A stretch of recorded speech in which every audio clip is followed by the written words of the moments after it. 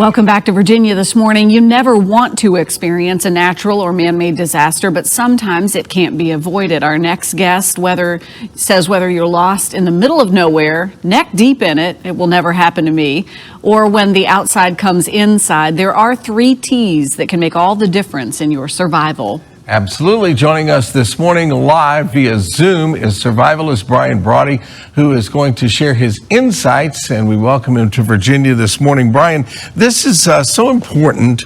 You know, I think a lot of us learned in school years ago, in case of a fire, you have your safe place to go and all of those other things that we learned. But you kind of have to, it's kind of like they have spring training for baseball for a reason. You have to go back and refresh every once in a while and kind of relearn it. So walk us through some tips on how to get ready just in case. Well, Bill, you raise a very valid point. Everyone years ago was talking about how to find a safe space.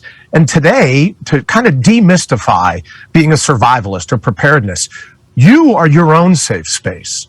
So when I joke with people going, you'll never guess, what's the number one piece of survival gear? Forget Rambo, forget the Bowie knife, forget calibers of bullets on that. The number one piece of survival gear is your mirror, right? So Bill and Jessica, you look into the mirror and you can practice in advance of an emergency situation, and you decide in that moment, am I going to lose my mind or am I going to keep my head? And once you decide that, you're unstoppable, you're unflappable, regardless of the emergency. You had mentioned the earthquakes. In the weather report, we talked about a possible tornado tomorrow. Doesn't matter the form catastrophe takes.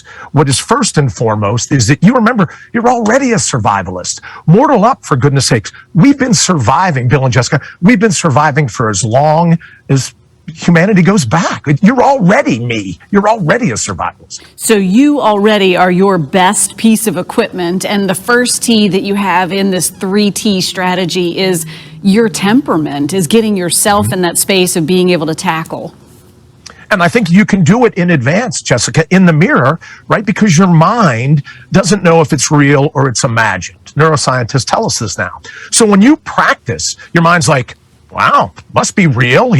He or she is going through it. Just like when you dream at night and you wake up and your pulse is racing and you're sweating and your legs are moving because your mind doesn't know you're not being chased by a grizzly bear. It thinks it's actually happening. So when you practice in front of the mirror, Bill, there's nothing you can't be confronted with where you draw in a deep breath and you go, I've practiced this before. I'm sure I can nail this and get out on the other end. So being aware of what you can do and practicing that is a big step. Let's talk about some tactics, which is the second T.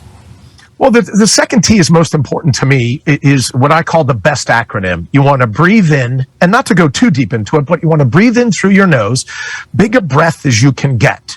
The E in BEST is you want to exhale aggressively, get the diaphragm going, because what that does, Bill, is it tells the mind, wait a minute, how horrible can this situation be? He's breathing through his nose.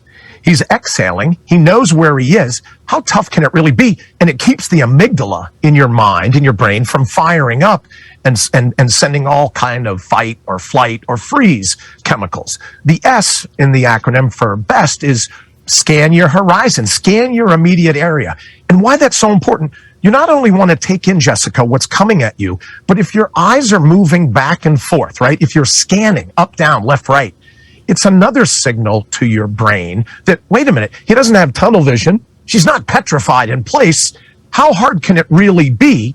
And then the T in the BEST acronym is then you take action, right, Bill? You decide in that moment, breathe in, exhale, scan your horizon, get your brain on your side, and then the T for take action. One of the things you pointed out in the notes I read was that you look behind you as well. That's a big mistake people make. It's like, well, if it's fight or flee and you choose flee, you got to be looking behind you because you may have to turn around and come back that way again and know that as well. Bill, it's so important. And I think just a couple months ago out by you all, someone left their car during a winter storm. He was only 3 miles from his house, walked out, got lost, and unfortunately they found him the next morning and he had passed away. He suffered from hypothermia. So when you go out anywhere, you always want to turn and look back, because when you're coming home or you're coming back to the trailhead, how would you know what to look for if every so often you didn't turn around and look for it. So that's a part of the scan the horizon. Make sure that you're familiar 360 with everything going on. Brian, one of the things that I've been reading a lot about lately, I do a lot of hiking, and so I'm always interested when I read the stories about somebody going out. And one of the key tactics that you share as well, let folks know where you're going. This may not be something you do all the time, but as you can, that's a key one. And then always take sort of a ready bag with you. Jessica, that's a valid point, because we all become dependent anymore on cell phones. Oh, if I get in trouble, I'll just dial. But we all know of stories where people go to dial their cell phone and they have no signal. Then and Jessica, I did this from you since we were talking about quakes in the break. Quake Kits. This is did you call it a spirit lamp from Quake Kits? Yes. Did you call it a spirit lamp or a spirit light under the fondue? That's right. Bill was like, hey, is that a pocket fisherman's? Brian got the piece. No, here's my spirit light. That's right. How's that for lighting up your fondue pot? And then I just picked, Jessica, given whether I'm going to hike, whether I'm going to bike, whether it's going to be in a car, I pick a kit so that I can personalize it. Right, Bill? Like when you're thinking, I need medication, I need dog food, I need, I even bring stuff for the kids, because in an emergency situation, if you can give them some snacks, they're less inclined to be all panicked. Then you're not turning around going, it'll be okay, it'll be okay. You can face whatever the catastrophe is straight up. And so I want to take care of them. I bring dog food, right? Because we think of survival, but we don't always think of our pets. So, Jessica, personalize your kit, whether it's the car, the hike, winter or summer, and you'll be all set. And have that with you, and keep your mind moving in the right direction while you're moving, and all of that. It really does make a difference. And all it takes is a little forethought. Just kind of sit down and plan. Absolutely. And that's why I say it's the art of ready. Right, Bill? It's just the art of being ready. No matter what happens, then you're there. And then I put up all different other kinds of tips. If you go to quakekits.com/ready, it has everything. So if you're confronted by a grizzly bear, if you're broke down alongside of the road, any situation, remember, catastrophe is a great predator. But when you and I mortal up, we can face whatever flavor it comes in. When we believe in ourselves, we believe that alter ego of being a survivalist, we can withstand some pretty amazing things. And Jessica, thank you for saying fixins, because people give me a hard time all the time of saying ham and fixins, and I reckon. So I get yelled at all the time for saying reckon. So thank you so much for that. Well, I reckon you have helped a lot of folks today, Brian. And you're a bit of a ham, too.